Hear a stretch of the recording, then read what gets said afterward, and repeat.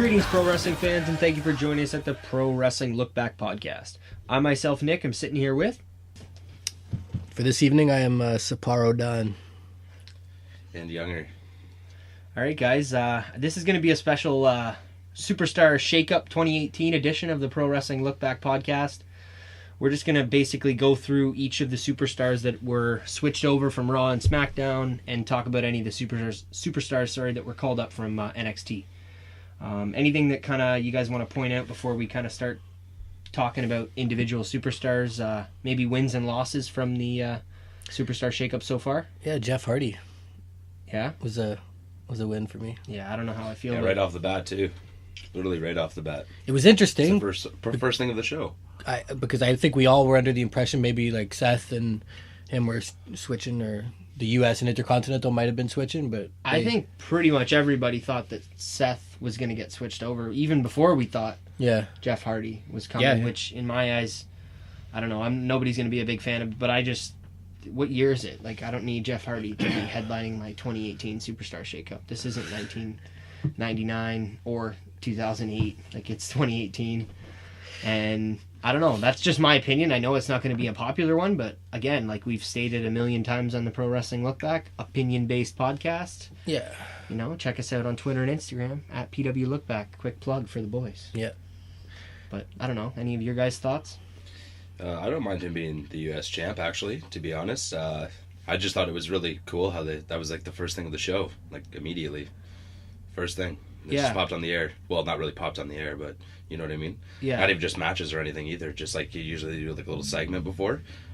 That was cool as fuck. Yeah. It was awesome. So the last couple Raws have been awesome. Your guys' takeaway is Jeff. I myself am pretty happy with Jinder coming over to Raw. We're going to go through individually each of the superstars that got switched over, but I have to make a point about Jinder. I'm a fan. I have been for a while, and I'm happy that he's on my favorite show. The only cherry on top would have been, sending Roman over to SmackDown, but you can't get everything you want, especially in WWE, and I'll live with what I got, even though being a big Raw fan, it looks like Raw kind of got the short end of the stick in this time around in the Superstar Shake-Up. SmackDown definitely, I would say. I've heard that's kind of the word around town.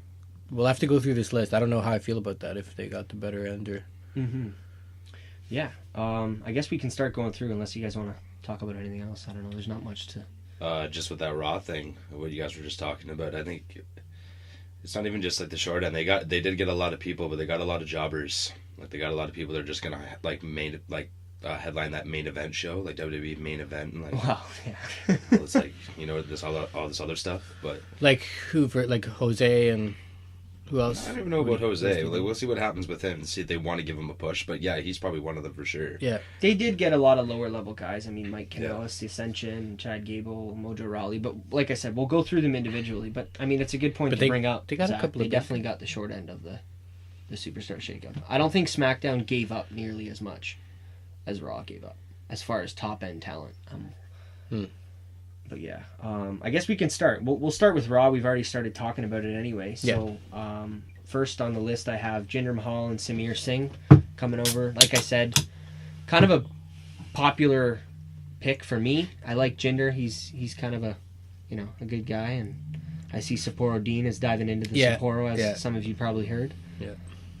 Probably cracking that because I'm talking about Jinder Mahal, but I don't know. Your guys' thoughts? I mean, no. I was definitely positive on this happening. I like Jinder, and I'm curious to see where he goes from here. I think he'll still him and Jeff Hardy. Well, no, he's. I guess now Jeff's on SmackDown, right? I'm curious to see what happens next with Jinder on Raw. I want to see how they're going to treat him. Are we going to see him feuding for that Universal title in the near future? I think so. Whether he gets it or not, but I could definitely see him going for it. Why? Like, I'm sorry. I know you guys are fans, but why? Like, what? No, I'm talking about Jinder Mahal. Well, going for the Universal title. Oh, okay. I thought you were getting on Jeff again. I'm sorry. Oh no. We'll get back to that. We'll get back to that when we go back to SmackDown. But Jinder, no, I think he had his time, and I think the WWE understood that maybe he was pushed into the limelight a little too early, and he'll stick around that U.S. title division. Like, he could feud Seth, you know what I mean? Yeah. I don't see but him... he could also feud Roman. Like, he if could Roman down the line, but I don't see it But it might not work out as... I don't know how the crowd's going to feel about that one, right? Yeah, exactly. I don't know. I don't know.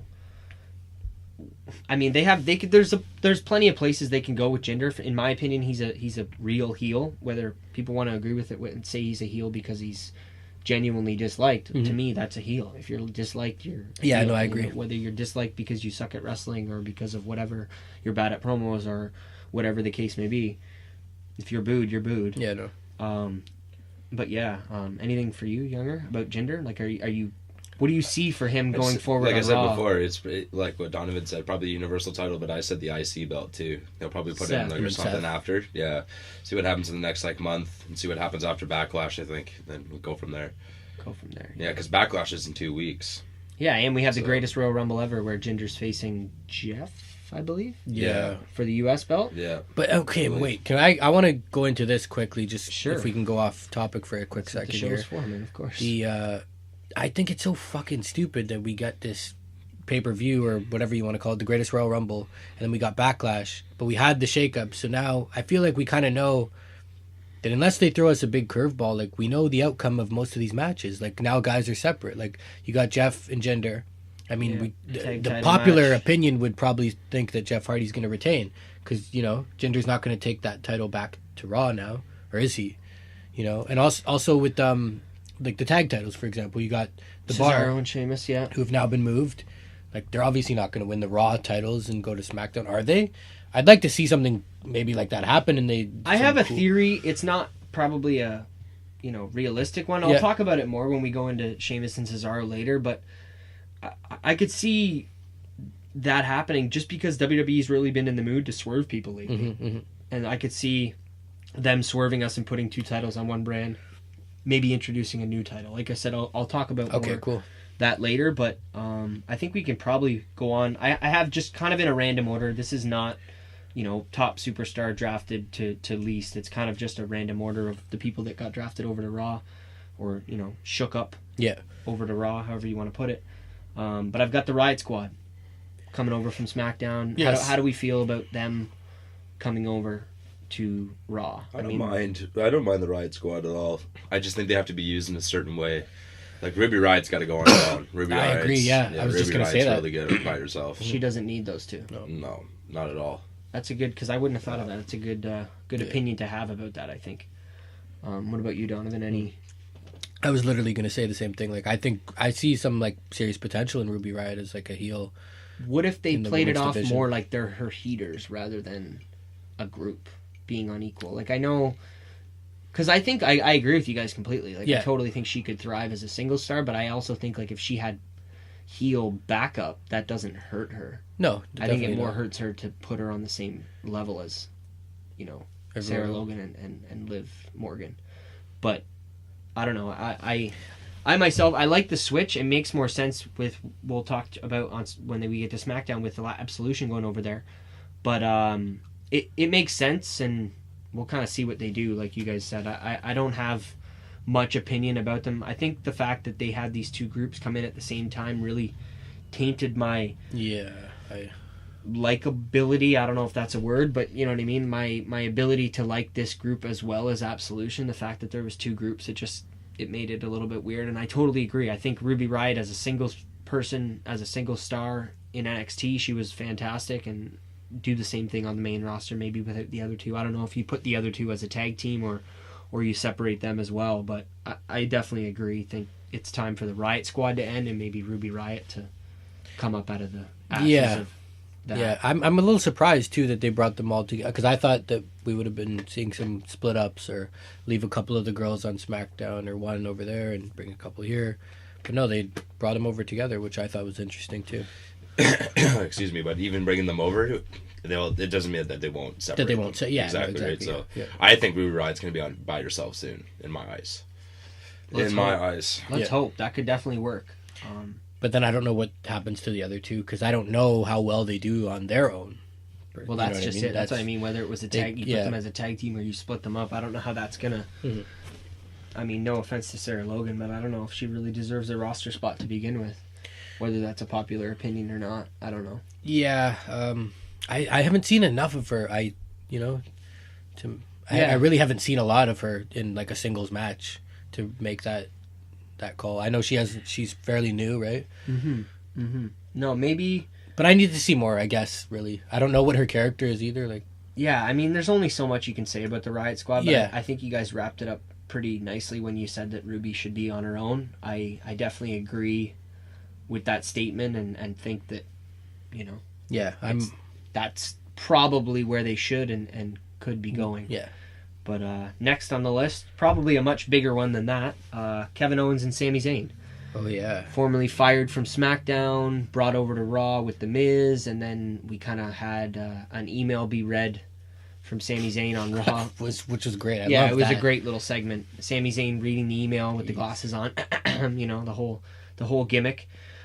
Reading it out to Kurt Angle saying that Stephanie McMahon had signed them, and I guess, you know, Stephanie does anything to make Shane upset, right? Yeah, Is that kind of what they're going for here? I think so. I like this move, but if I'm like nitpicking and whatnot, I really wish it would have been dragged out a little longer. As far as bringing these two back up, I think Back you on could the Raw, afford you mean? to, Like have them show up again as fans or something? Yeah, do some different stuff. Like I think you could afford to do that with these guys because you got so many good superstars on both shows now. Like there's a lot of good talent on both rosters, right? And I don't think it would have hurt to have these two guys show up on NXT and try and get a job with Regal over there, or show up at a fucking, especially because these two guys, like I heard this on another show, so I'm repeating something that I heard, but I thought it was a great idea. WWE has like a bit of a relationship with the indie promotion Evolve, you know. In England? Are they? Isn't that I think they're in the. I think I'm not they're. sure in where the, I think Evolve they're in the is. States. Okay, yeah. But I know that they could be UK because I know McIntyre was doing stuff over there when he left. I'm not 100% sure. And I'm I not know a that- huge, you know, indie. They were keeping wrestling an eye on that. following. Like they have a following with that. They have a good rapport with that promotion. Like Johnny Gargano. Okay, He's so over you're there. saying why couldn't they show up there or something? Yeah. And then put that footage on Raw and SmackDown or something? Yeah. And say Kevin Owens are trying to get They're out of a jobs? job. They're like play it out, stretch it. You know, I would have loved to see that because I thought back when to go back years ago when Punk did the whole thing where he left with the belt, like that happened way too quick where he came back, and that was something you that could was have way too totally fast. I wasn't even capitalized watching on. then, and But I you've knew. heard, Sorry yeah, to cut you you know. off. Yeah, I knew about that and how it happened too quickly. Mm-hmm. I definitely agree, but at the same time, I think what they did was pretty cool. Yeah, no, I'm just nitpicking. Yeah, I'm, of course. yeah, I mean, that's what we're here That's for. what I even said too. I said I thought they were going to show up on NXT. Yeah. We were sitting here, me and you, Nick, and she was sitting here talking about it. when and I we said, were yeah. watching NXT. Yeah, I said guaranteed they'll probably go to NXT or something. like how cool would that have Yeah, been? I would have. That would have been hilarious. Totally would have been cool. I just think WWE has yet to do something like that. Yeah. I don't know if that would have been a good first choice. But these are the right Excuse guys you. to do it with as well. Like, you know, Agreed, Especially especially coming because they from were the whole both in indie- NXT and they indie both had background. runs in NXT Yeah. prior. Mm-hmm. But I don't know what they're gonna do on Raw. Miz is gone. I don't think they're gonna be mixed up with the Miztourage, obviously, at all. I had a question. I for you. kind of want them to split up. I don't know in what way that's gonna happen, but I kind of hope they split up. But definitely. Yeah, no, that's what I was going to ask both of you guys, just your opinion. Do you like the fact now we got these two again on the same show? I mean, when the first shake-up draft, whatever happened, I was under the impression they were going to get separated for sure, but then they both popped up on SmackDown Yeah. after having like a series of matches. I think it was about time, personally. I think you could have Kevin Owens, because he's more of the heel of the two of them, kind of show up on Raw through Stephanie, have him work out a deal with Stephanie, Yeah. and then maybe Sami Zayn, not in a cowardly kind of way, but maybe he cuts a deal with Shane and Daniel and apologizes, and we get some kind of something that doesn't make him look too much like a cat, like he's completely throwing away his dignity, but somewhere where he stays on SmackDown and he cuts a deal where if Kevin Owens is gone, we think you're a different type of person when Yeah, you're not okay. influenced by Kevin Owens. You know what I mean? Maybe they know what Sammy can be as a babyface in the storyline. That would have been a great storyline. Yeah. So I think I don't know. That's something I thought of, but yeah, I think those two will be fine on Raw either way. I don't think that. Yeah, the only thing for me now, I would want to, if they're going to keep this whole thing going, and we know eventually down the line these guys are probably going to end up fighting each other at some point in time, stretch it out as long as you can, and I'd like to see them not right now, but maybe in the near future, go for a tag titles against maybe like a Matt Hardy and Bray Wyatt team, something I like would that. totally be into seeing something like that. Yeah, like I want to see these guys have a run with the tag belts. because they're great together. I think it'd be pretty cool. Who knows? The Miz Taraj might even join them too. Yeah, do you think that's a possibility at all? Yeah, like probably. What happens to those guys now with the Miz gone? Ooh. Are they just gonna kind of get lost in the shuffle? I hope not, man, because I could see. Well, not I could see. I hope that they at least think of the idea of putting Bo with Matt and Bray. Mm-hmm. Like, I think that would be You cool. mentioned that to me. I don't know about Curtis. I don't know if you can throw him into Titus Brand maybe, or because As some type let's of be a rep, honest, or- he's not on the higher end of, like, he's a low mid card guy, and I want him to stay on the roster. Is what I'm saying. I don't think he necessarily needs to be let go, but keep him on there. Try and keep him around and see what happens. But we'll go forward with the next Raw superstar. Well, I guess we can go with Miz. I guess we found out on Raw that he was going to SmackDown before we go on to the next person coming over from SmackDown. I guess we can talk about Miz. I think Miz is fantastic. I think people don't give him the credit that he deserves, but at the same time, some people give him too much credit. I think he's somewhere in that middle range where, you know what I mean? Mm-hmm.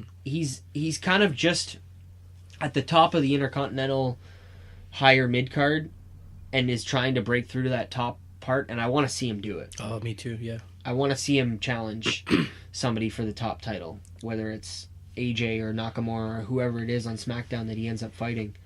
I'd like to see The Miz go higher than he is. Any thoughts? I think they're going to start pushing him, for sure, in my eyes. I think after this whole baby situation, though, see if he's actually gone, but we'll see. But if he is, then I think he's going to come back and go for the run for that belt, for sure. He had that whether belt. it be AJ or Nakamura or – whoever the champion may be, Jeff Hardy,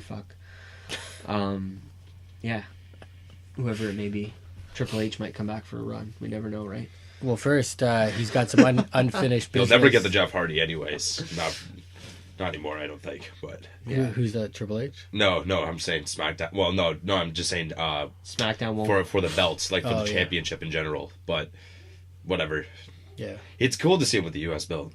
It's awesome. Oh, for It's pretty sure, cool. yeah. You probably won't even have it for This long. podcast either, is so going to be who a lot knows? about Jeff Hardy, guys. I don't know, man. I told you guys before we recorded. Like, the guy got a DUI like a month and a half ago. Is that really a good image to be portraying? I get it. He's been around. This guy had one of the best matches in history at WrestleMania 17. And prior at SummerSlam was the first ladder match. Don't quote me.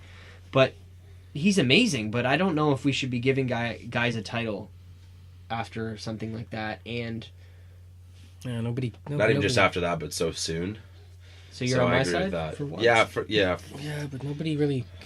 I Cares? don't For think once. people... Yeah, I don't think the little kids at home know that Jeff Hardy got a DUI. I guess that's true. But Shit happens, you know what I mean? Like, I don't know, if Kurt Angle fucking relapsed tomorrow, in the words of Triple H or whatever he said that one promo, and would we want to see him off Raw as the GM? Like, and I know I'm not comparing yeah, Kurt I Angle to would. Jeff, Frankly, if you're gonna ask me that straight up, but for a If Kurt guy, Angle but relapsed well, tomorrow, the reason would I'm I saying want him Kurt off Angle is Raw? because, Yeah. like, Jeff Hardy's had this long history of, like, he's had some trouble in the past. Him and Matt both, we know of, right? He's been on the straight and narrow for a while, which is why they brought him back. And I think for a long time they were so hesitant on even giving this guy the call because he wasn't ready and wasn't really straight and narrow. But you got to look at it like this, man. The guy he just came back to the WWE, and he was doing well with his brother, the whole WrestleMania thing, and then the fucking shoulder injury happens. He was out for I don't know, a good while, a good chunk of the year. Yeah. Missed a lot. Probably had a lot of time on his hands. He didn't have his brother there either. His brother's still doing his thing on the road. So, like, I'm not going to be too hard on the guy, man. Not just because I'm a Jeff Hardy fan, but it's like, the guy had a couple fucking drinks and did some... I don't know, man. I can't take your side on that one. some bad I'm sorry. I shit, get what you're but, like, saying, and I understand it, but to me, it's he's a like, human being. You can't... yeah, but that doesn't... we're all human beings. We don't get in a car and drive drunk. Like, you know what I mean? But I don't want to get people into a do. different podcast, but... Yeah, but exactly. And then they get punished. They don't be given opportunities in an entertainment industry where opportunities are given for hard work. Yeah, but I guess that you'd have to, like, talk to... I don't know what to give you on that, like, honestly. I'm just giving you my based opinion. off what I think know. Jeff Hardy draws. Jeff Hardy, people are into him. He still gets good That- reactions. They obviously believe it because they give this guy the belt. So they have Clearly, hope I'm that, wrong. you know No, what I you're mean? not. Like, Wrong. I'm But wrong. here's the deal: because like, he how got long is he gonna have that belt for? Like, he could even Greatest use it this Royal Rumble weekend. coming up next weekend. Yeah, you never know. Like Friday. What's the date of the? 27th. But is I the think date of the I show? think regardless of the Greatest Royal Rumble and the 27th. U.S. title, whether he keeps it for a bit or loses it, the fact that they've split him and Matt, man, it shows you. And I kind of thought this earlier. He's going to be doing some stuff over there, you know, and so will Matt. He'll be doing his thing over on Raw, which is good. I like to see these two. You can bring the Hardy Boys back at any time, man, and the people will fucking eat it up, you know? Mm-hmm. So let them both kind of do their thing. We want to see Matt doing the whole Woken gimmick, right? This is what everybody wanted. when I'm he was fine in with it, and TNA. like Younger said, I think we could see the title change in less than a week from the time we record this podcast. You know, Yeah. we'll see. I know we were talking about Miz, and we kind of got And we off got topic and started talking about Jeff Hardy again. But all in all, I hope Miz gets the title push. I think you guys feel the same. Yeah. Whether it's before or after his I think little time but off, he's if got he gets some time off. Well, he's got the unfinished business with DB first, right? Exactly. I don't know when they're going to solve or get to that. I heard that they might be working house shows. Don't quote me or us at the PW Look Back on that. But some sources saying they're working house shows. I'm excited for that. They'll probably not main event, but they'll probably be one of the main events for SummerSlam. I could see that. They could wait that long, and it would be worth it. I think if It's not that long though. It's not that long away. It's August, only 3 months. Yeah, you're right. So that's only like Yeah, what? it's not that far at all. It's You're only right. like 15 shows. Especially or if whatever it they is. work some type of stipulation match at that point. Yeah. You know. Mm-hmm. I guess we can Yeah. kind of move forward with the rest of the people drafted on Raw. I can kind of group some of these people together. I think Zack Ryder, Mojo Rawley, Breezango. I would say Baron Corbin, but one of our members is a pretty big fan, so I won't lump him in with that crew. So we'll start with Zack Ryder, Mojo, and Breezango. But anything here? I like guys Breezango coming over. I think another show me and Don are big fans of Wrestling Soup. They mentioned Breezango's a very raw act, and I totally agree with that statement. I think Breezango's definitely a very, raw-centric, hokey, corny, kind of, backstage segment, funny type of gimmick, and I think they'll work fine on Raw, and I'm a big fan of Tyler Breeze, so I hope they do more. Yeah, it's good to see them over now on Raw, because I think it'll kind of be, whether they use them in more of a job squashing type of thing, or they're going to be doing little skits. I'd like to see that type of stuff incorporated too. Get the whole Fashion Files and something along those lines going again on Start Raw. getting the Fashion Files to Yeah, do something instead like that. of being on YouTube now. Is Yeah. what I got told. I've never seen. Yeah, it, it hasn't but been on the actual SmackDown in a while. I just think that their gimmick is more of a Raw gimmick. Like, it makes sense They're hilarious to have them over. They're there. absolutely hilarious, and they deserve a push. Exactly. And they're good too. Breezango fought Liger, man. Yeah, that's why. Not Breezango, not Breezango. sorry, just Breeze. Yeah, Sorry, Breeze. But yeah, like that's insane. Yeah. Like you just had this guy fight Liger like 4 years ago, 5 years ago. No, not even. Like, Well, Fandango debuted at 3 or whatever. Fandango beat Chris Jericho at WrestleMania. in his debut yeah, match. Exactly. Yeah, I remember which is that. crazy. Yeah, that's right. But the other two I mentioned, Zack Ryder, Mojo, I don't know if they're going to be joining Ugh, I don't Together? care about either. Oh, there's no way. on Raw. I know that's been some speculation. There's no way. I I fucking hope hope not. not. Yeah, I'm not. I don't really care what either one of them do. I'm happy that Zack Ryder got his WrestleMania moment at 32 and he won his Intercontinental title and celebrated with his dad and everything. Mojo, I mean, he doesn't really deserve much more than what he's been given so far, in my opinion. I don't know what you guys have to say. I'd gladly move on to Baron Corbin. Yeah, let's do that. Yeah, I don't really have too much to say about them, but yeah, Baron Corbin. Let's get to Baron Corbin. Yeah, you're a Fucking big right. fan. I'm not a huge fan, My but boy. kind of sell me on him. What is it like that he gets you going? What, like, not him? We already talked about this in like a previous shows and Yeah, stuff, well, man. we're getting new listeners all the time. All Hopefully, check us out at PW Lookback. I just like how he is. Like, he didn't start from indies or anything. Like, he was doing not baseball, football and stuff when he came up, and he decided that he wanted to do wrestling in the end. And, like, I just think that's cool how he pushed himself to be there and, like, what he is. And now he's there. Yeah, and I love his finisher. His finisher is, like, I the agree. I sickest think his finisher finisher, I've ever seen. I don't know if it's the sickest finisher ever, but I think it's a sick finisher. It's definitely cool and it works. Can't say that I've ever seen, but, like, he's good. Like, he's good. I think he deserves a push. I think he's good.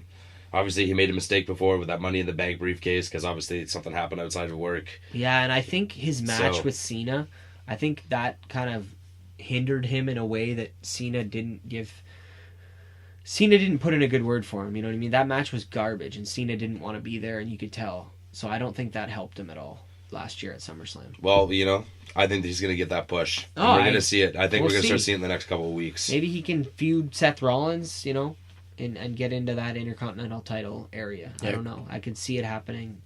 It's very likely. Yeah, for sure. No, I totally agree. 150%. Yeah, I totally agree. Yeah. See, when they announced Corbin, was this over YouTube? No, it was on the show, but okay, they didn't I thought show so. Yeah, him. They just did a promo. But they did a little promo, which, in my opinion, says a little bit of something. You know, that he wasn't just announced on a YouTube or whatever. Like, they did a little package. That's cool. Yep. And I think that him. Well, I would hope. I mean, I'm not even a huge fan, but if he would have been one of those YouTube or Instagram or Twitter announces, I would have been surprised. Yeah. I think Baron Corbin is higher in their eyes than he is in my eyes, and I would have been surprised if they didn't. Oh, I would have been rattled. Yeah. Well. Like I said, whether I'm a fan or not, I don't think that they would have done something like that. No, I agree with that, especially after what he's won and stuff too. Yeah, I think they think of him a little higher than that. I'm glad that he's on Raw because it'll be refreshing, you know, to see him over there work with some different guys. I'd like to see him and like Braun Strowman do something. I don't know why, I just feel like it'd be cool. Yeah, to see those two. Why not? And whether he wins or loses, like he just has. I think Baron Corbin now, what he needs to do is maybe throw him in there with some guys that he can, you know, look strong against lower level guys like a Heath Slater or some type of job, local guy, whatever. Yeah. Do that for a few weeks, get some steam going, and then do some stuff with like him and Braun or him and Seth. There's a ton of guys he could work with. I could see him having some cool matches on Raw for sure. Yeah, hopefully the future is bright for Baron Corbin, and the future is bright. Trust me. You're going to see it soon. Hey, you heard it here first. PW LookBack. Baron Corbin gets the push. You check him out. At ZJVY93 on Twitter. That's right. Your boy Younger knows. You get him at. But, yeah, we'll go forward. I think we should go to the next biggest, in my opinion, possibly bigger than some of the names we've mentioned so far, but Dolph Ziggler and Drew McIntyre. Don't get started with that. Dolph Ziggler, Drew McIntyre, guys. What do you think? Ziggler, I'm fired up. Ziggler comes out, kind of talks some shit to the primetime players. No, Titus, worldwide. Oh, primetime players. Oh my God. Did I just... Wow. It's okay. Is that marked for edit, boys? Should we cut that out of the podcast? Hey, Titus, worldwide? If the shoe fits. You know? Yeah, whatever. Same thing. Shout out Darren Young. But shout out to the whiskey. Yeah, exactly. There you go. Whiskey Don making his appearance.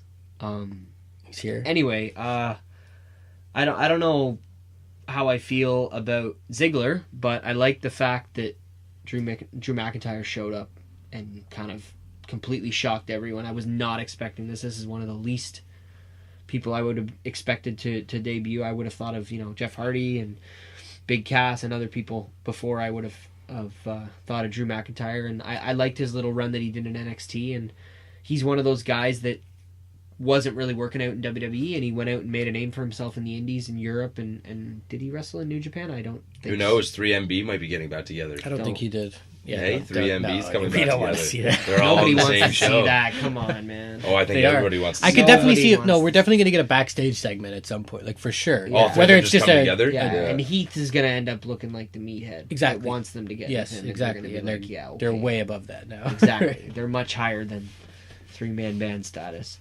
But I like Drew McIntyre. Dolph is probably one of the wrestlers that I used to be a big fan of, and I mean, I don't know, if anybody listening watches WWE, you know why I'm not a fan of Dolph Ziggler anymore. It's watch the product, and it's kind of hard to be, you know, to like Ziggler unless you've seen some of his past work, like Donovan. My previous past work that I've seen is Spirit Squad. Mm-hmm. So since the time that I got back into it in 2015, he hasn't done much to impress me. Yeah. Any thoughts from you guys for Drew and Dolph? I'm interested to see, are they going to be a tag team, or is it more of a situation where Dolph is going to be playing the heel, and Drew's kind of like his heater. The bodyguard. His bodyguard. Yeah. But I see Drew as like above that. Me too. Yeah. And I think they know that too.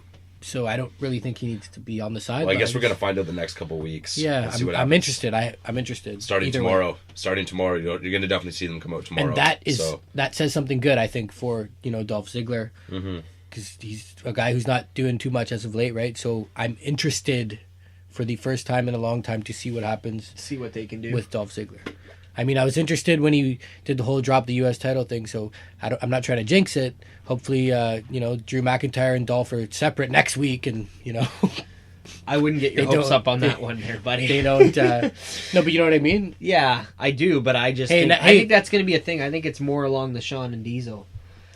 The heater thing. Yeah. Which I'm cool with that. Yeah. Wicked. I don't see them splitting up anytime soon. No, I don't want that. But I'm saying, knowing WWE, hey, next week on Raw, they just show up and don't explain it, and these guys are not even together. Yeah, I wouldn't put that past them either. Or they are together, and then Drew's gonna just put him to the ground or something, do it with this finisher or something, and just says, "I don't need you." And that would I used to be be a former terrible champion. for Dolph Ziggler. Oh, I think if they're gonna do this, let's run with it a little bit and At see this where point, it I goes. think Dolph's almost more focused on his stand-up comedy career. But Shout out to Dolph. yeah, hey, I was a fan, Dolph. Hey, I still am. I don't know. I still am.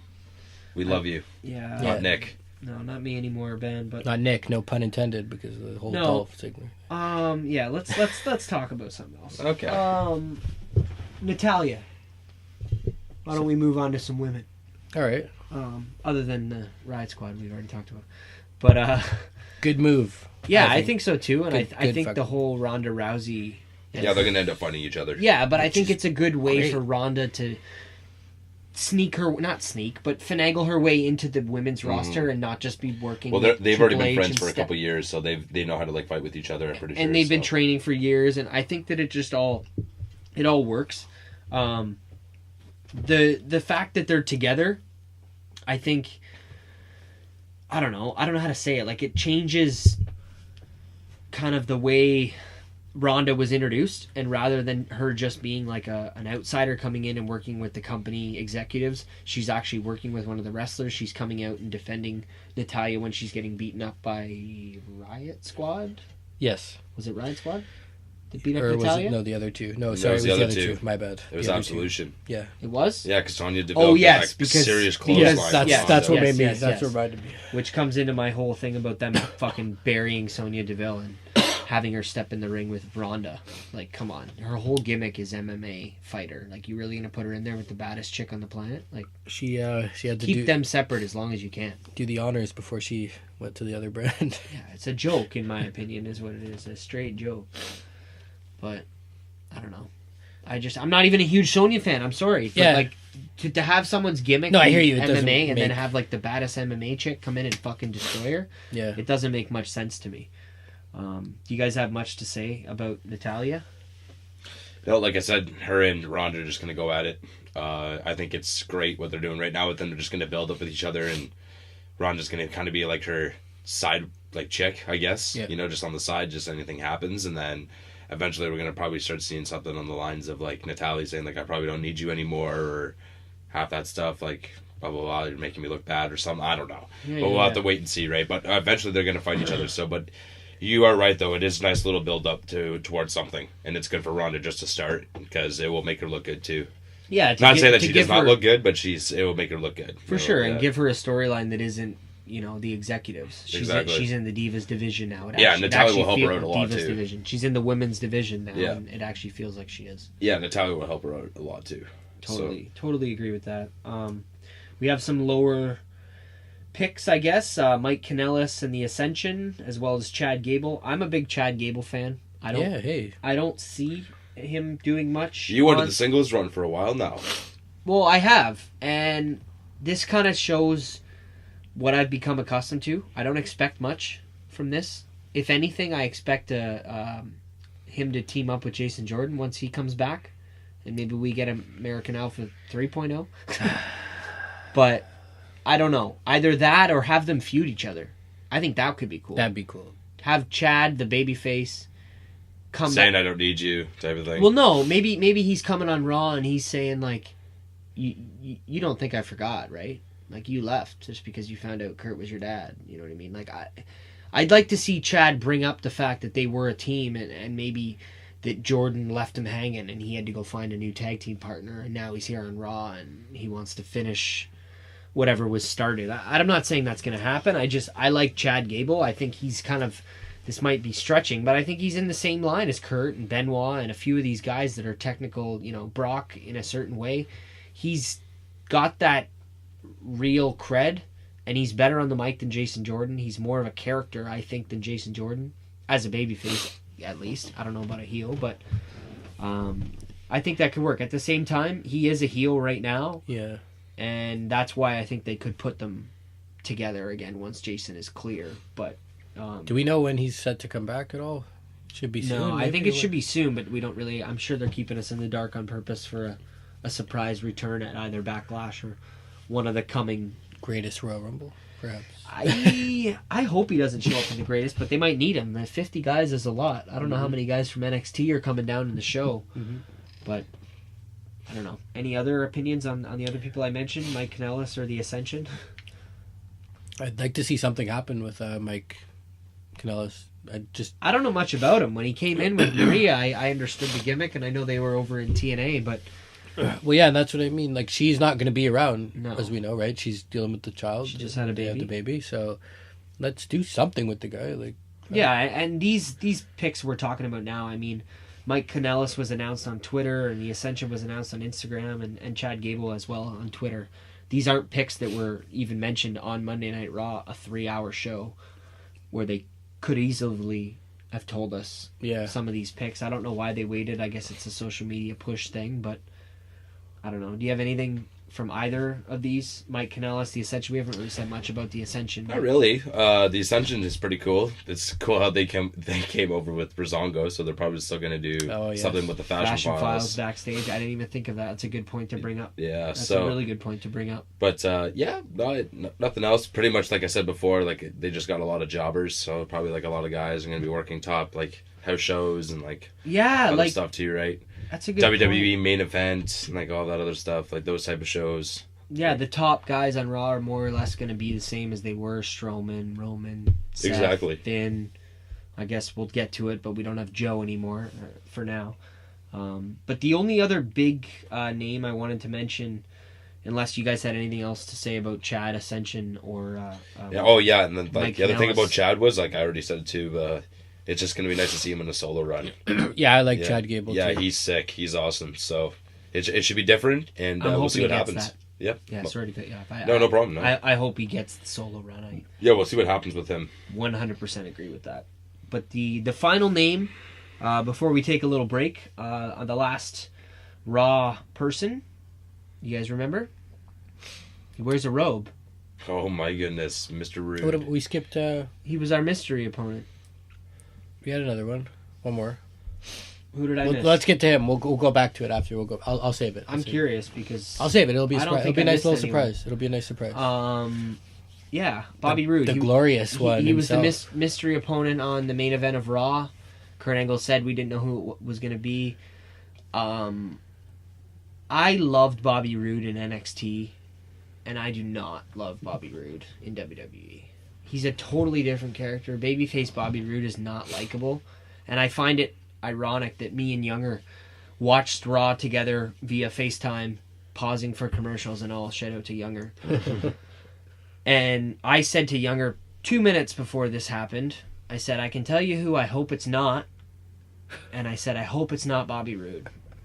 And who did we get? We got Bobby Roode. I couldn't believe it. Yeah.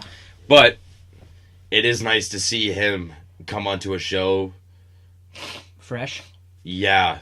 Fresh, I guess, but like he's good on the mic in my eyes. He is. That he I think he's really good on the mic, and I agree with what you're saying. I think he would. I think he'll eventually turn heel instead of this babyface thing. Because you watch some of his. I know for sure you watch TNA especially. You probably watched more of his TNA heel stuff than you did his NXT, and that was probably better. Yeah, it was. But he was great. To me, he's like a Triple H kind of guy. You know, wear a suit and cocky, and you know he's above everybody, and similar almost to what EC3's kind of doing in NXT now.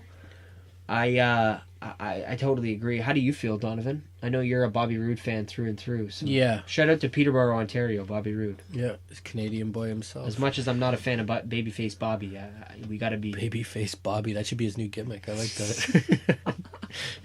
But no, I'm a huge Bobby Roode fan. I watched his entire TNA run. I remember when he was the when he was the world champion over there. Like, at that point in wrestling, he was one of my... I remember talking to a friend back then. He was one of my favorite champions in wrestling. That's right. And at that time, you had a lot of good shit going on. You had Punk, and you had Daniel Bryan, you had Cody Rhodes, and you had a lot of cool stuff happening in the WWE world, too.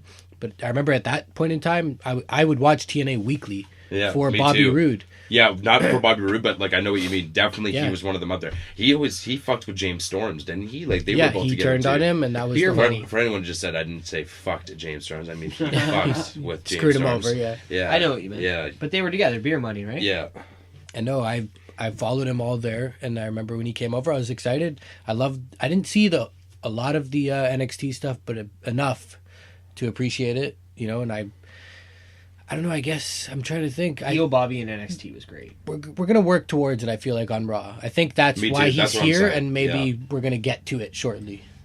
Because now the Miz is gone, so you don't have that suit and tie heel on Raw. Great point. So Bobby Roode can fill that void, and I'd like to see him do it. Maybe team him up with one of the guys he was in the match with, and screw that guy over in a following Raw to come.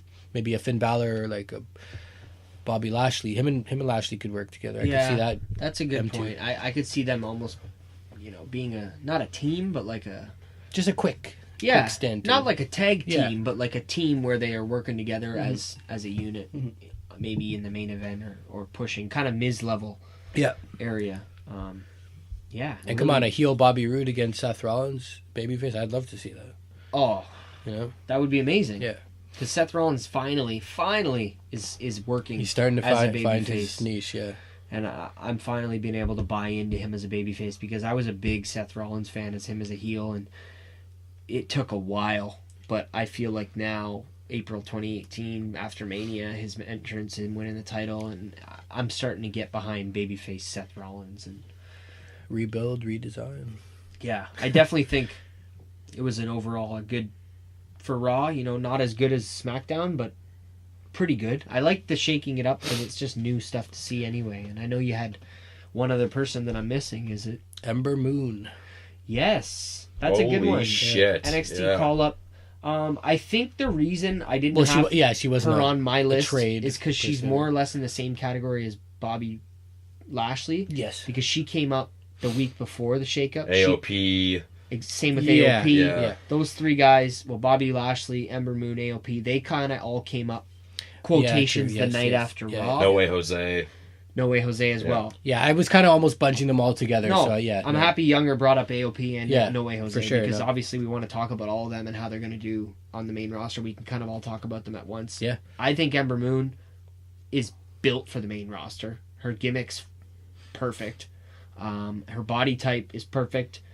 Her finisher's sick. Yeah. Wrestling is sick. I think it's all a good way to even just add another puzzle piece to that women's roster that's slowly getting all the pieces that it needs. I don't know the right metaphor or analogy to use, but I feel like they're slowly acquiring all the pieces that they need to have a solid roster and not just have, a bunch of models. Mm-hmm. You need the models. You need the Mandy Roses and the women that are trying to become, better wrestlers, but you need your Nia Jaxes and your Ember Moons and your Charlotte Bailey, you know what I mean, Natalia even. You need a good group.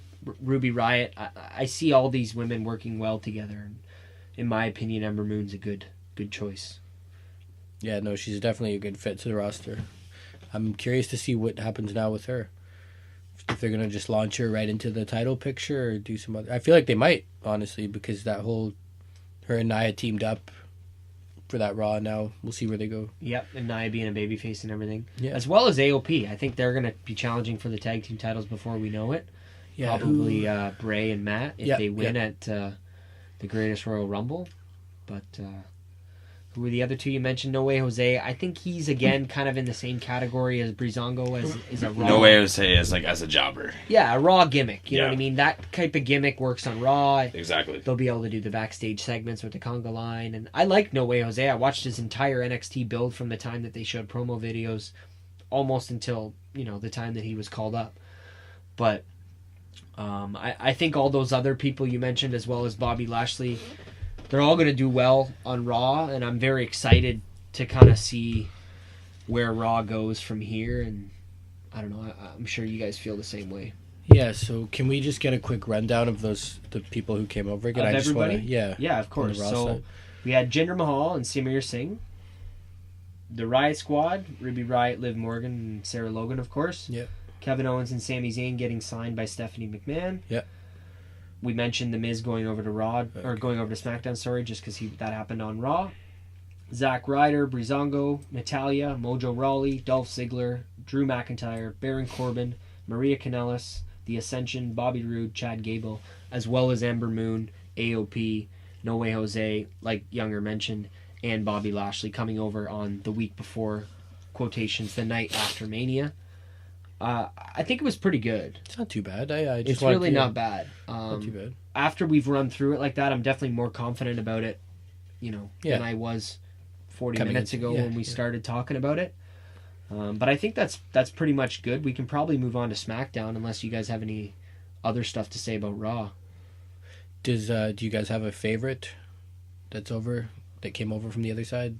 Oh, I think without a doubt, personally, I don't even have to think about it. It's Jinder Mahal. Yeah. I'm a Jinder Mahal fan, and I have been from day one.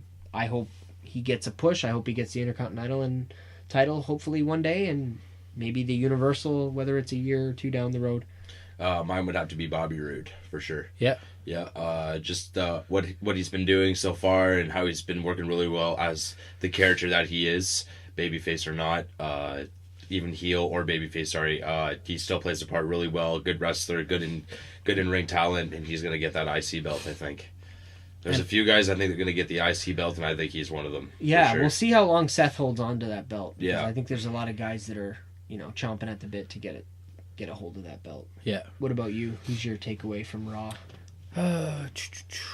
Going down that list, it's probably. You know what? It's probably Jinder Mahal. For me too. I mean, I like the whole Drew McIntyre thing. Mm-hmm. What about Kevin Owens, Sami Zayn? I'm sure. I know you're a big fan of them, so I figured you'd be happy that they're kind of coming over to the Oh, I thought you just meant a show. I thought you were talking about just people from SmackDown coming over. If we're talking about the whole show in general, Drew McIntyre is my thing. Yeah. Okay. Oh yeah, Drew McIntyre is mine. I think either way, SmackDown. It's only. good to bring up Bobby Roode as well. Yeah, but 150% Drew McIntyre. Oh yeah, that guy's gonna dominate. Yeah, he's I hope shape so now. too. He's off injury, great, and he made a name for himself. Well, he is injury prone, so he could be back on the DL again. So we'll see what happens. Let's hope not. So overall, pretty good showing from Raw. Yeah, for sure, 100%. We'll move over to SmackDown, but you know what's coming next. Check us out on all the social media platforms, guys. At PW LookBack on Instagram and Twitter. Pro Wrestling LookBack on Facebook. Pro Wrestling LookBack on YouTube. ProWrestlingLookBack.wordpress.com is the website. We've got all the videos from YouTube posted on the website as well. Check them all out there. If you want to send us an email, it's ProWrestlingLookBack@gmail.com. My Twitter's at Salsa, SCELSA. And my Twitter is at New School Money. And mine is at ZJVY93. Definitely check all those out, guys. Again, at PW Lookback. We thank you for checking out the show, and we'll move right on to SmackDown now.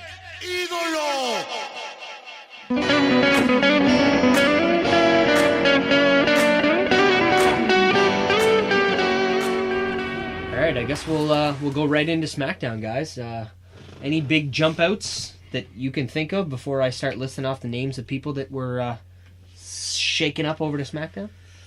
I was very surprised to see our boy Samoa Joe coming over to SmackDown. That one caught me off guard. Yeah, that caught me off guard too, just because of the feud that was going on. Yeah. Especially with the whole Roman talk that they had the night before. Yeah.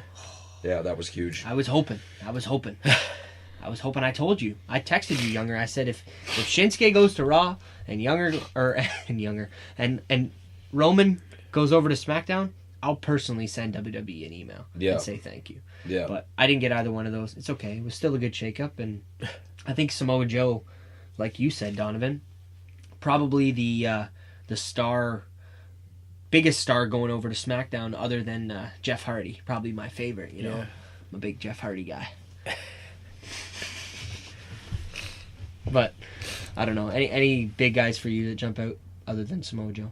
I probably would have said Samoa Joe myself, so that's why I just kind of want to get your opinion. Miz, but the Miz thing was like that. We seen that coming, especially when Daniel Bryan came back.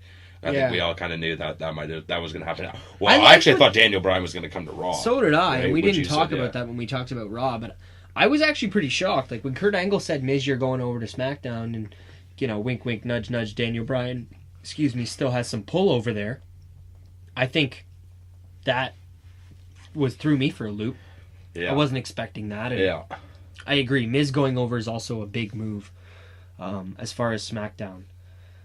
We'll go right in. I don't know how much more we need to talk about Jeff Hardy. I think we'll see what happens at the Greatest Royal Rumble coming up April 27th, whether he keeps the title and brings it back to SmackDown or not. Most likely, I would say he probably is. Good move for SmackDown. Yeah.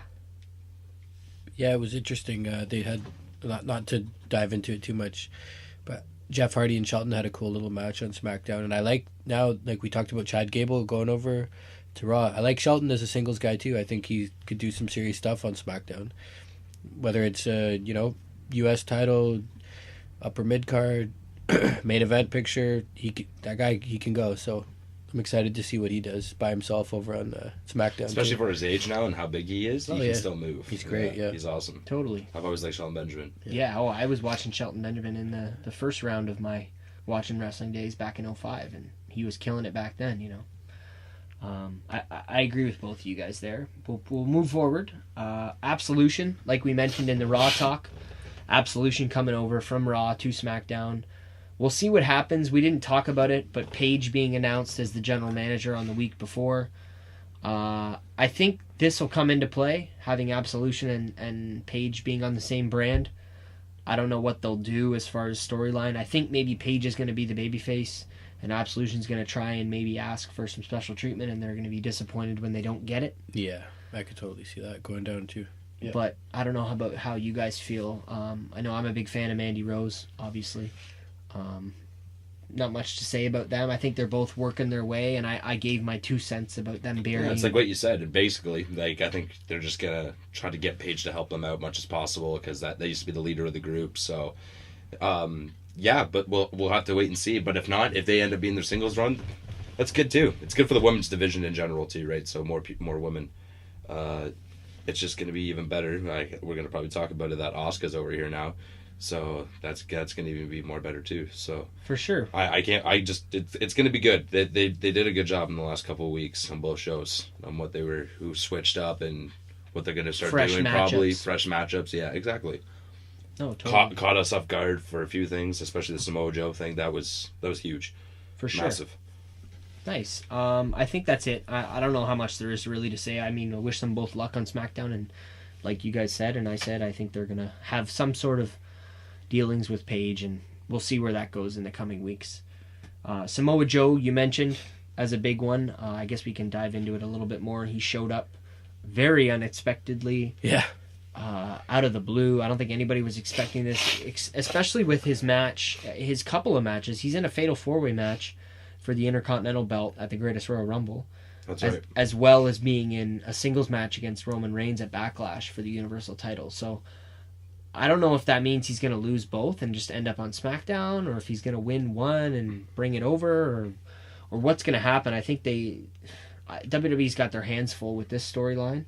Yeah, you know what? I didn't even think about that. I think Samoa Joe is going to win because the United States belt is already on Raw, so they need the IC coming to SmackDown, and Rollins didn't come, so I could see Samoa Joe winning that belt. But technically, right now the U.S. is on SmackDown, so. Oh, no, that's right. So I keep what forgetting about could Jinder happen, Mahal. you could be right, because at the Greatest Royal Rumble, we could have Jinder Mahal beat Jeff Hardy for the U.S. belt, bring that belt over to Raw, and then we could have Samoa Joe win the Intercontinental belt and bring that over to SmackDown. Whether that's going to happen or not, I don't know. I just mean that's certainly a possibility, yeah. Something that they could do as far as swerving people and having the belts flip-flop a couple times in a matter of only a couple weeks. Well, I wonder if now they're thinking more, like every pay-per-view is going to be both brands together. So I wonder if we're going to get more of this, and this is just a beginning of that. God, I hope not. More, one guy from Raw, one guy from SmackDown every month doing some type of brand-on-brand thing. That'd be pretty cool. I myself... It'd be different, you think so? I think it'd be pretty cool, yeah. But what's the point of having... Here, wait. I have a cool little... Never in a million years do I see this happening. If I was booking for a quick sec, if I could throw a little random note in there. Mm-hmm. I think it would be cool, and it would make sense if they did this every show, but then, like you said, for what? Let's have it mean something. Why don't we have a guy from Raw and a guy from SmackDown square off every month? You know, each brand general manager picks their guy, you know, and the winner of that, you keep a tally. And at the end of the year, that whoever has the most wins, they main event WrestleMania. Like, it wouldn't happen, but at least I like that'd be cool. Parts of your you know? idea. I don't know about the main eventing WrestleMania part because I think that conflicts with the Royal Rumble. But it doesn't matter anyway with the Royal Rumble because, like, you know, Nakamura won, but he wasn't on last. Like, yeah. So it does, like, I just think they can always do something at Elimination Chamber or whatever pay-per-view it is. But I like parts of what you're saying. I like the idea of having one-offs every pay-per-view where Kurt has to pick a guy and Paige has to pick a guy or a girl. And they fight, and then, like you said, keeping a tally. Maybe not for the main event of WrestleMania. Yeah. But I like that idea. I don't like the idea of having all the matches be Raw versus SmackDown. Oh, not all of them. No. Or even a bunch of... No. I don't think we're going to get a bunch either. Like, I hope that stays just kind of for these first pay-per-view where they're still in the midst of deciding who's on what show. And then I hope it kind of turns into what the brand split pay-per-views were like in 05 and 06, where... I mean the mixed ones, not individual pay-per-views. But aren't they all mixed now? Well, that's what I'm saying. I hope that the pay-per-views now turn out to be like the big four were back then. Okay. Where you had all the people on the same show and they might interact backstage in a backstage segment, but you're not having the U.S. champ against the Intercontinental champ or the U.S. champ against contender from SmackDown. Exactly. Or blah, blah, blah. I hope they keep it separate, but they're all in the same building, let's say. Yeah. But they're not wrestling each other. Maybe...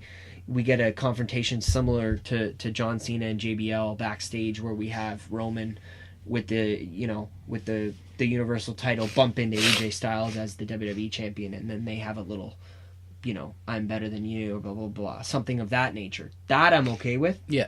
I just don't want to see Raw and SmackDown superstars fighting every pay-per-view because then what's the purpose of Survivor Series and the whole name? Well, I don't like the idea of them both being on every pay-per-view. But, neither do I. I've said it on previous lookbacks. I prefer them to have, a pay-per-view every month, one Raw, one SmackDown, and then a duel.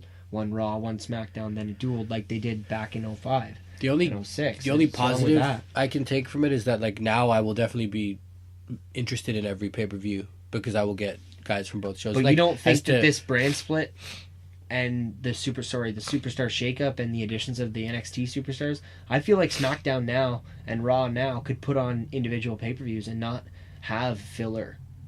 Yeah. Like, they have enough stars on both shows that they could put their own do what they were doing last year, basically. They're doing for the fans, though, right? More than anything. It's nice for the fans. Yeah, well, and I prefer one pay-per-view a month opposed to two. What we had last year, where we were getting 2 a month, that's too much for me. I love wrestling, but 2 pay-per-views a month is too much, and I think one is almost perfect.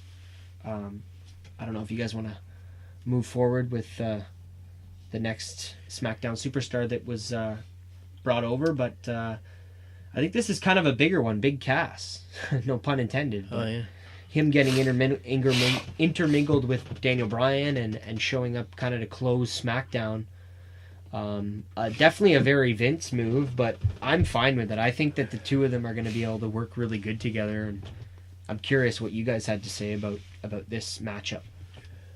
I wasn't expecting him to show up, so that was cool. And I had predicted earlier, I thought maybe we were going to get Braun Strowman on SmackDown, but I think now with a big cast, he's a big guy, can fill that big man role. It's great, and obviously they're going to launch him right into that main picture. I feel like they're going to treat him much like a Braun Strowman is treated on Raw. I feel like just from a heel point of view, not necessarily. Well, dude, he closed the show and attacked one of their top guys. That kind of says a lot. I just think it's weird that he's back fighting Daniel Bryan. Like Daniel Bryan, though. Yeah, in a good way or a bad way? No, just a weird way. Not even a bad or good way. It's a weird way. Why would you in the sense that you'd rather have both of them be fighting somebody different? Yeah, 150%. Daniel Bryan with AJ and Cass with Rusev or some other. And I'm not trying to diss Cass or anything. I think it's just like it should be someone different for sure. Like just because Daniel Bryan can literally fight anyone that's literally fight anyone as of right now. You know what I mean? And it's just like, why would you give the push for Cass? Especially how Brian is back now. You know what I mean? Like, but I guess you have to do something. But yeah, I wouldn't know about that. I don't know just if I would put those two together just like that quickly. But we'll see what happens. Maybe we'll work out. Who knows? Yeah. So I think it could work out. Things could be good. They could be bad. But we'll probably move on to the next group.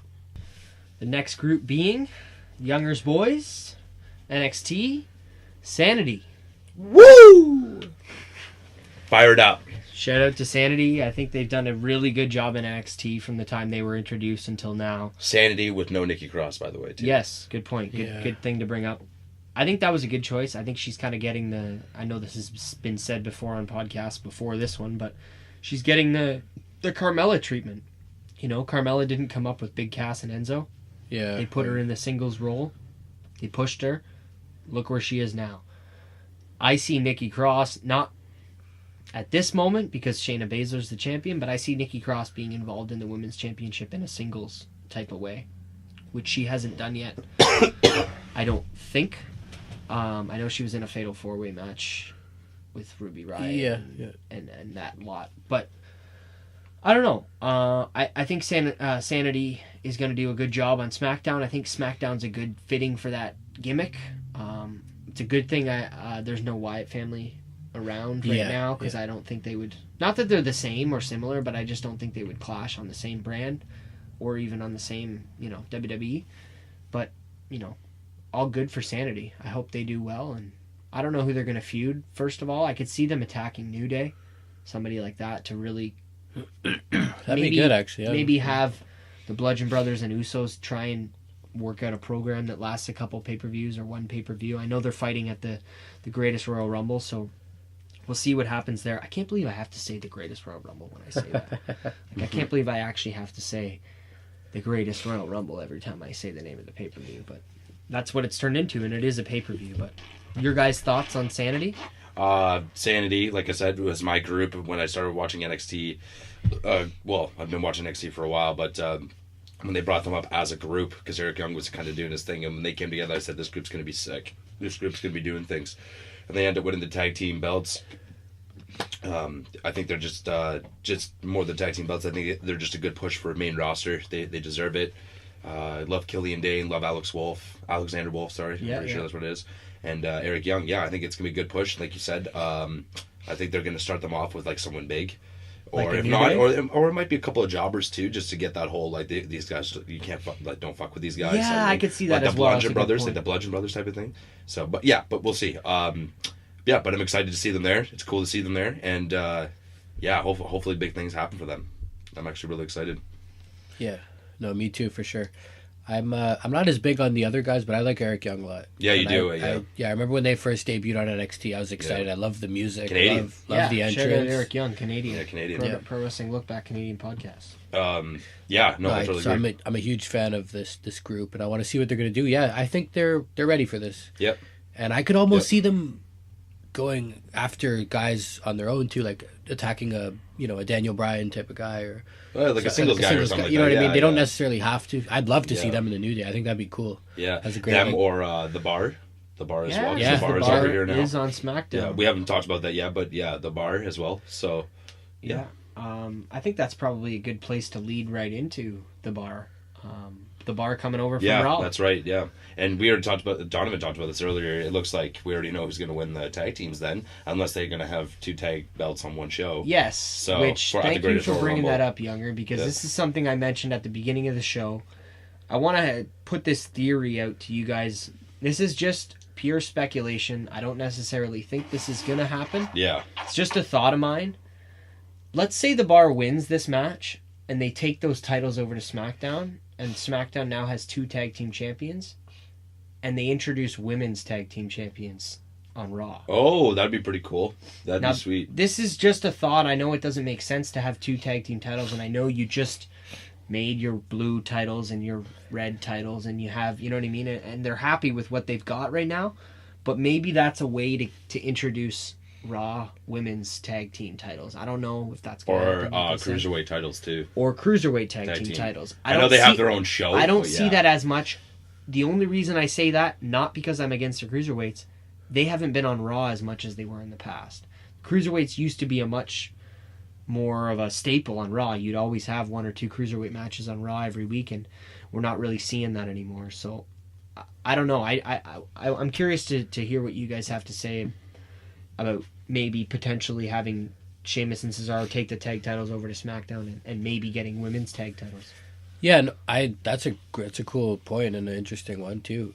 But then, what do you think? So, if let's say that something like that did happen, then do we have Sheamus and Cesaro fight the Usos or the Bludgeon Brothers to unify and have one? Unfortunately, as much as I don't want that to happen, yes. Yeah, that's kind of what I see. I think that's what they're going to try to go for. But then Raw gets left with like no men's and tag just titles, women's titles, similar to when they had the women's only championship back in 06, and they had the cruiserweights on SmackDown.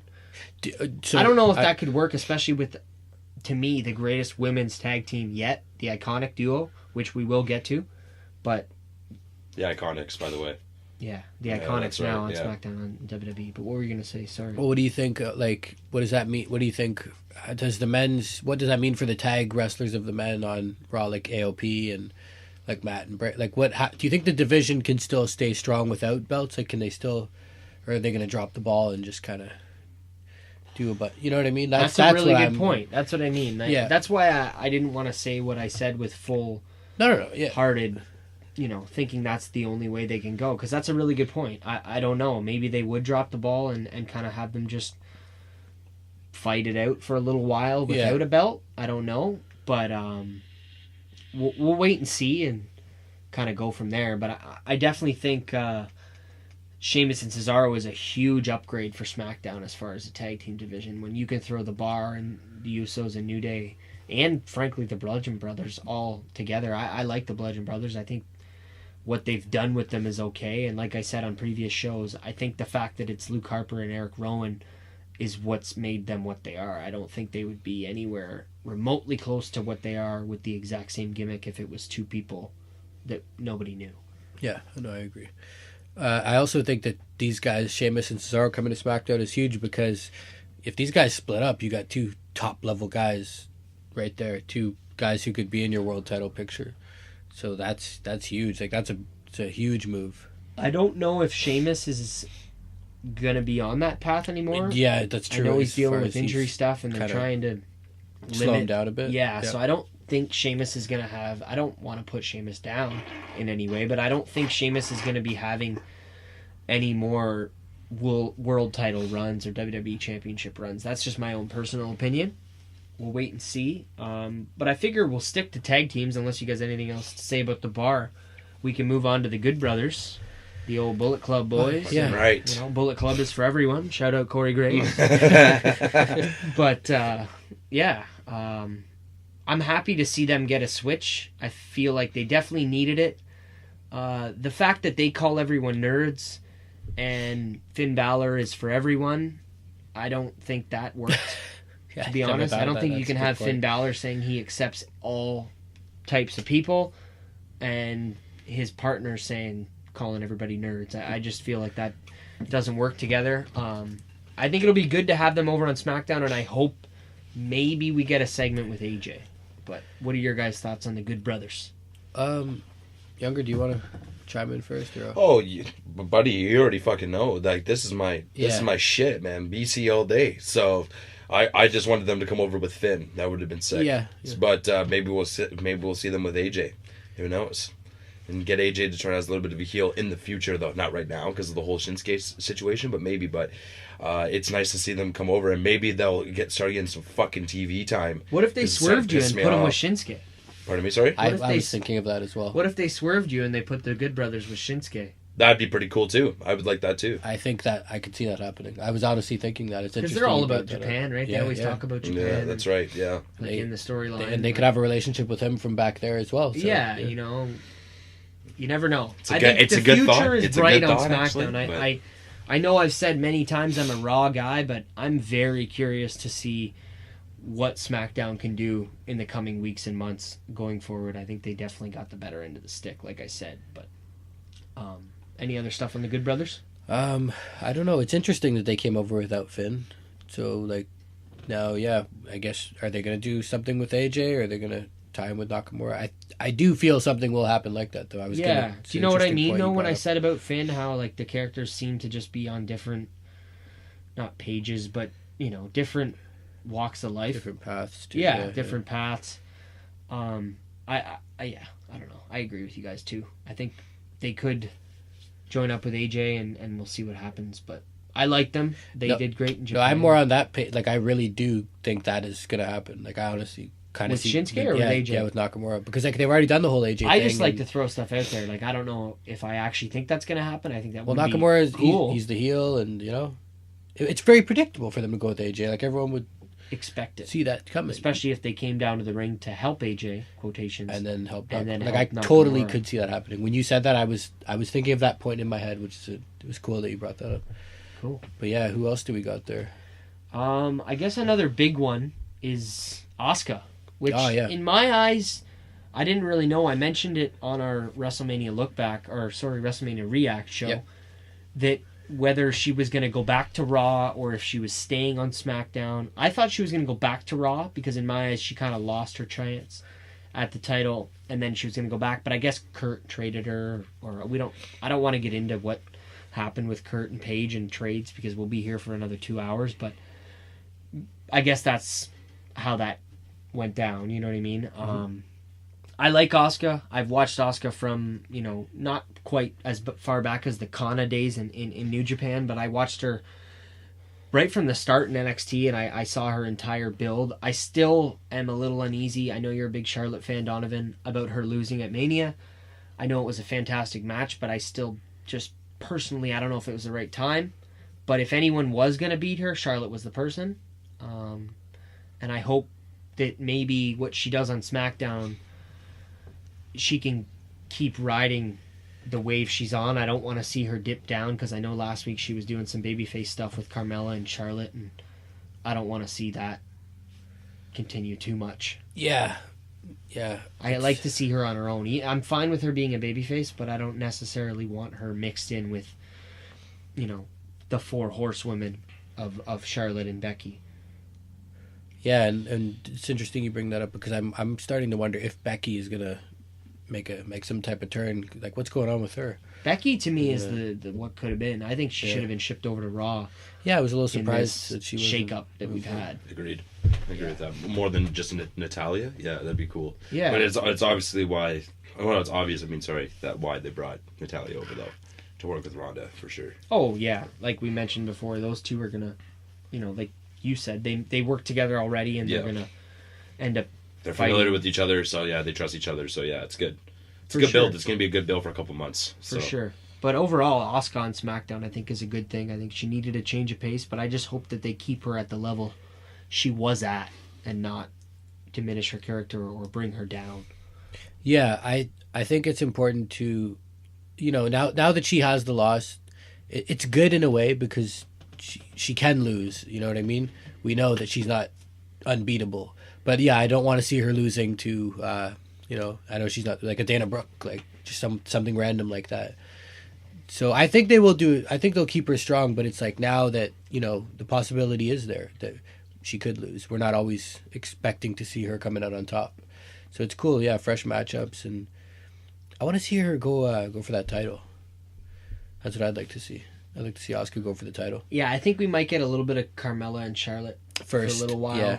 And as well Asuka. As who we should probably talk about next. Not a shake-up per se, but the Iconics. Like you said, I said the Iconic duo earlier. Younger corrected Whatever, me. Same thing. No. Yeah. I want to point that out because it's definitely a change. Anybody who was watching NXT knew them as the Iconic duo, and now that they're up on the main roster, they are the Iconics. I don't know if that's kind of a play in the sense that they could add somebody and not have to change the name. They could still be the Iconics if there was 4 of them, 2 of them, 3 of them. So I don't know if that is what the case is, but no, I like that you brought that up, and maybe we'll talk about them a little bit before we get to the last couple people from SmackDown. I personally, I love the Iconics. I've watched Peyton Royce and Billie Kay more or less their entire NXT runs. I listened to them recently on an episode of Lillian Garcia's podcast. Definitely check that out if you guys are interested in pro wrestling interviews. They talked about how they've been pro wrestling fans their entire life. This was not something that I knew prior. It definitely gave me a better sense of who they were and why they're, so into the business. And I don't know if that makes sense, but just who they are and happy to see where they've grown into and especially where they are now. Exactly. Yeah. Thank you. I never would have thought of that though. It's just that I just think in my eyes, and I said it before, that Peyton Royce should be on her own. Peyton Royce I think is way better than Billy. Yeah. I don't agree, man. Way better. I really don't agree. Like, I love Peyton Royce, and like I said, I've watched them both, but as far as in-ring competitors, in my personal opinion, and that's what podcasts are for, is opinions and having difference of opinions, but I think Billy's a better wrestler and Peyton's maybe a little better on the mic. But either way, they are both fantastic on the microphone, and they show more confidence than people that have been on the roster for years already. That's right. Yeah. I know you haven't. No, I totally agree with that. No, I totally agree with that. I think they're gonna. I hope they do something. Like, obviously they're gonna probably get a push. It looks like it's this whole them and Charlotte thing. Maybe that's gonna go on for a while. Yeah. Or something. On maybe the they'll join up with Carmella a little bit, not officially, but yeah, who knows? Maybe Absolution joins with the Iconics. Who knows? Yeah, and I know, Donovan, you haven't seen a lot of them, but yeah, from what you have seen, what are your opinions of the Iconics? I know that they were down in NXT for quite some time, so I'm glad they're finally up on the main show now, because I know it's been quite some time they've been down there, and I kind of thought they would have been up a little bit sooner, but yeah. Because I think they were supposed to, but Billy had that injury. There was a couple injuries that I think that were supposed to happen. I mean, that did happen to me, but whatever. Whenever Moon did her finisher on Billie Kay and kind of wrecked her neck. I don't know if you guys watched. I watched it live. It was actually crazy. Yeah, but not the prettiest of finishes. No, not at all. Just pulled her neck a little bit, but yeah, like Donovan said, it's nice to see them up here now. Finally. Yeah, it's good. We could always use more, like you said earlier, like pieces to the puzzle of the women's division, whether it's Raw or SmackDown. So I like it. I'm all for it. Totally. Yeah. Totally agree. I think we should move on. We've only got a couple left. This one's a bit smaller. We had a little backstage segment on SmackDown. We had R-Truth. Oh, yeah. Kind of showing up with the New Day, and him and Ty Dillinger doing a little patty cake. Yeah, that was a little too much. I thought it was funny. I thought New Day's reaction in the background was even funnier. R-Truth thinking it's on Monday Night Raw. Yeah, and then them saying it's SmackDown, and then he's like, "Oh, really? Okay, yeah, I'll see you tomorrow." I'll see you tomorrow. Yeah, I like R-Truth. He's been around forever. Shout out to him being in the movie The Wrestler. That's pretty cool. I know I showed that to Don recently. Pretty sweet movie. If anybody hasn't seen that movie, definitely check out the movie The Wrestler with Mickey Rourke. It's a great movie. Yeah, great movie. Great movie. But yeah, not much to say about R-Truth. I mean, it's a change of pace for him, I guess. Yeah. Some backstage stuff. He just recently came back from an injury. Like, I know he was in the Andre Battle Royal. That was the first time I'd seen him. Oh, I remember I brought that up to you. I was like, "Oh, look, R-Truth." Yeah, and then I didn't even realize that he had been gone, because I knew he just kind of wasn't on Raw all the time anyway, and Golden Truth is long over. Yeah, so I know he had like a shoulder injury or something, so he's back now and on SmackDown. Not too much to say. Like, I don't see like too much going on with him. Yeah. I guess that's all we can really say. Good luck, R-Truth, and we hope you do well on SmackDown. The last one, I don't know if you guys can guess it, but kind of a big one. Made his debut, coming up from NXT, former NXT champion. Oh, yeah. Ívalo! Andrade Cien Almas and Zelina Vega, his manager. Kind of the woman that made his career, at least in WWE. Yeah. I know Andrade, I can't remember his name, but he wrestled under a mask in Mexico prior to coming to WWE and did really well, and they kind of took the mask off him when he came up to WWE, and his character kind of floundered for a little while. He had suspenders and a hat and a feather, and he was supposed to be a babyface, and he really... Yeah, that was bad. Yeah, he really wasn't getting over with anybody. Yeah. They put Zelina Vega with him, turned him into a heel, gave him a mouthpiece. Now he's feuding for the title. He wins the NXT Championship, holds it for a while, has a couple of amazing matches with Johnny Gargano. Yeah, those are great too. Some really good, 5-star. Anybody go check out those. Check out that match. Also check out Gargano and Ciampa from TakeOver New Orleans. Great match. Great show in general, but definitely check out that match. But yeah, Cien, I can't do anything but applaud this guy and where he's come from the time, at least that I've seen him in the beginning of NXT, to getting called up to SmackDown. But I don't know. I feel like I've been flapping a lot. What do you guys have to say about? I think Cien Almas? I think there was a couple guys that should have came up before him. Oh, yeah? But yeah, for sure. I think Gargano and stuff should have came up after just beating Ciampa. That whole thing was over, and then You don't want Gargano to get the NXT title from Alistair? It'd be I guess you have to give him that first, but I think it would have just been cool to see him come up immediately because I just think he deserves it. Everyone loves him. He's been loved around the world for years now. You know what I mean? So. But I don't think they would have done that either because Candice just got there, and they're not going to bring Candice up immediately either, right? They want her to, go down there and probably fuck with fucking Shayna and probably other couple girls now down there. That what's her name? The Japanese one, the pirate. Kairi Sane. Yeah, Kairi Sane, and she's good too. Not saying anything's wrong with her. Yeah, she won the women's tournament. That's right. So, but yeah, just in general, I think it's cool to see Lamas up here now. That's it. Or Cien Almas. Yeah, Cien Almas. Sorry, Lamas. Hilarious. But yeah, I think it's great to see him up here now, though. But we'll see how he does. And Zelina Vega. And Zelina Vega's whatever. Zelina Vega. But I guess they have to bring her because I don't think he's half the character. Yeah, and I was just about to say that he can't go out without her. Yeah, the AOP thing with Paul was like a little different. Fight Candice on NXT this week. I know we're recording post. Yeah, AOP was different with Paul Ellering, but it's kind of understandable, I guess. I don't know. Yeah, which apparently reports are saying Paul Ellering was totally down to go on the road. So.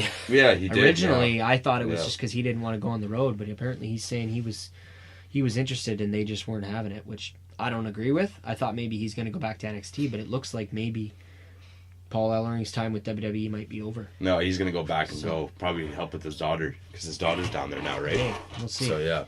Excuse you, Donald. Yeah, sorry. No worries.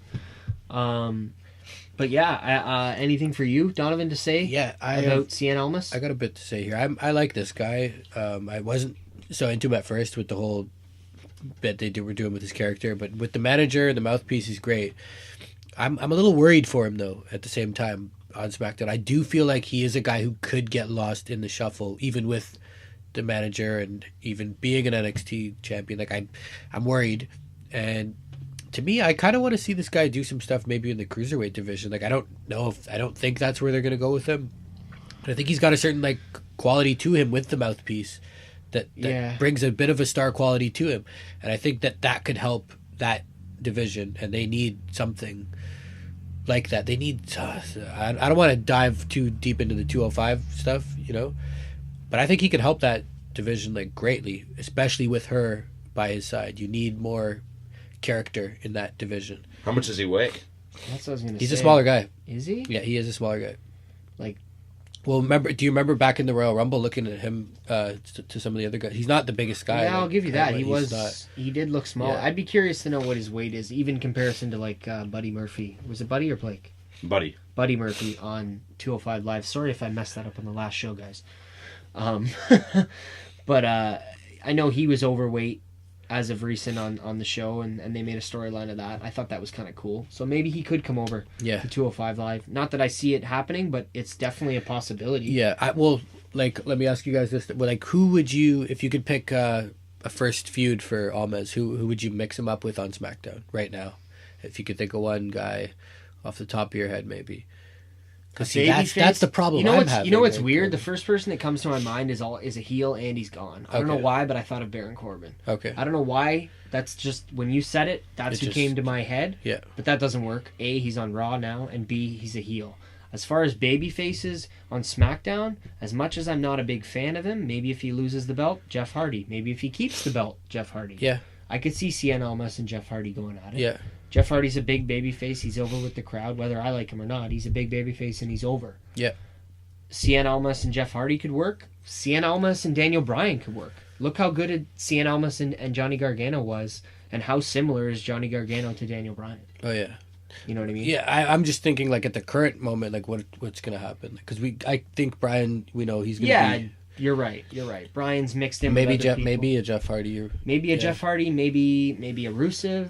If they actually decide to turn him babyface, if he loses to Undertaker and turns babyface or something at the Greatest Royal Rumble. I don't know. Maybe there could be a multitude of guys. Yeah, really. I was just trying to think of someone else. I don't... But Daniel Bryan is someone I really see. I know it's not going to happen now, but I really see Daniel Bryan and Cien Almas solely because of the Gargano factor and how similar Gargano is to Daniel Bryan. Yeah. Any other closing thoughts on Cien Almas? No. No, not really, no. Yeah, I think good luck to Cien Almas, and we'll be happy to see you on SmackDown. But with that one there, that's pretty much everybody talked about on the Superstar Shakeup. I definitely enjoyed discussing it, and I'm curious to see where we go from here with the Superstar Shakeup and what kind of storylines come out of this. I think my major takeaway from this, what I'll remember maybe like we always do on our look back shows kind of a year from now from the shakeup, as sad as it is to say, for me personally, I'm going to remember Jeff Hardy being on both shows and being part of both sides of the shakeup. Yeah. As well as Jinder. Like I said, I'm a Jinder fan, and I'm happy he's coming over to Raw, to the A show. Let's see what he can do. Let's push him as a real heel. I've said it before. I don't know what a real heel in quotations is now in 2018. Yeah. But if you're getting booed by 75% of the audience, you're a heel. Roman Reigns. But, like that to me is a heel. So I don't know about you guys, but what, in your opinion, would be your takeaways from the shakeup? Mine being Jinder and Jeff Hardy. If it's the same or any other stuff, that's fine as well. I'm more curious what you guys are going to be maybe looking back at as far as the Superstar Shakeup, or maybe looking forward in the sense, what are you looking forward to seeing happening with the superstars that have been shaken up in the shakeup? I don't know. I think everyone's going to have an equal chance of getting something. Like Sanity, try to get the tag team belts.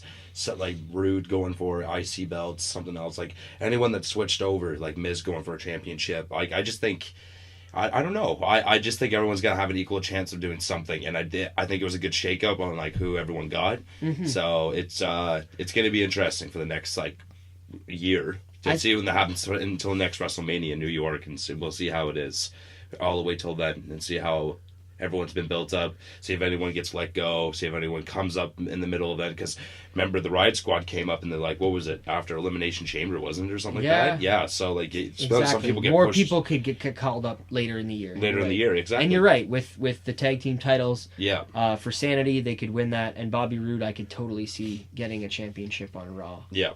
What about for you, Donovan? Well, this wasn't so much in the shakeup side. I got a few different things here. I'm very interested to see what's going to happen with Owens and Zayn on Raw.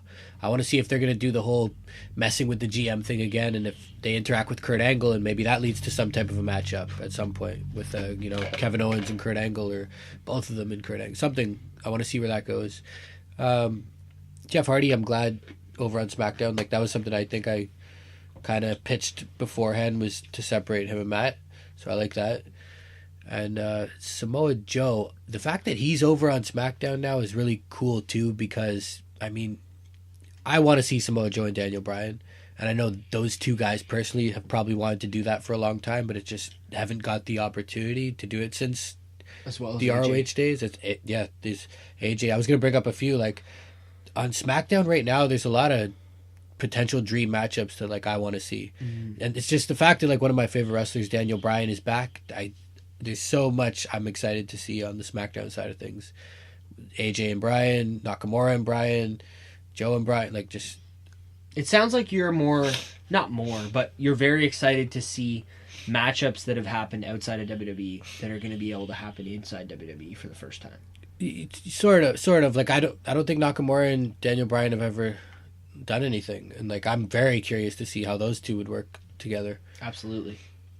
And yeah, obviously, the history's there with Joe and AJ, and it was cool how, Joe called him out. He called out Daniel Bryan too, so. Yep. I think it'll be interesting. He'll be right in that top picture, so it'll be cool. Yeah, no, I think both shows are going to be great going forward. I mean, we're all big Raw and SmackDown fans. We watch more or less every week, but I think the shows were a little more even, for me at least, after going through all of this. Yeah. Talking about it, breaking down every superstar, and seeing what could happen going forward. I'm still going to say I'm obviously always going to be Raw biased. I'm a big Raw fan. Mm-hmm. But I think both shows have an equal chance, if not SmackDown, maybe with a slight edge, to build a better shows going forward and give us, entertaining products like we look for. One more just quick note too. I'm very looking forward to what's after this Greatest Royal Rumble and after Backlash, because then we're gonna see what happens with storyline development and stuff like that. Especially for a guy like Bobby Lashley. I have no idea what's gonna happen with him, and I'm interested. I'm intrigued to see. Yeah, I hope there's a title run in the cards for Bobby Lashley. Hopefully over on SmackDown, so he can get his hands on that WWE Championship. Yeah, not the Universal Championship, but that's just a personal preference. I think you're right that, there's lots of opportunities for superstars. And like Younger said, I think everybody's going to get almost an equal opportunity now that we've had this shakeup and kind of reset or shuffled the deck or whatever analogy you want to use. It's almost back to square one, season God knows how many of WWE, and we'll start fresh and see where that goes. But thanks, anybody, for checking out the show. Unless you guys have anything else to say, I think we should probably go into the close. Yeah, I'm good for that. I'm good. Yeah, check us out on Twitter, as always, at PW Lookback. On Instagram, at PW Lookback, the same account there. Facebook and YouTube are both Pro Wrestling Lookback. The website, prowrestlinglookback.wordpress.com. Recently updated, new pictures and stuff. All the videos from all the lookbacks, all the hype shows, all the react shows. Everything's on there. Check it out.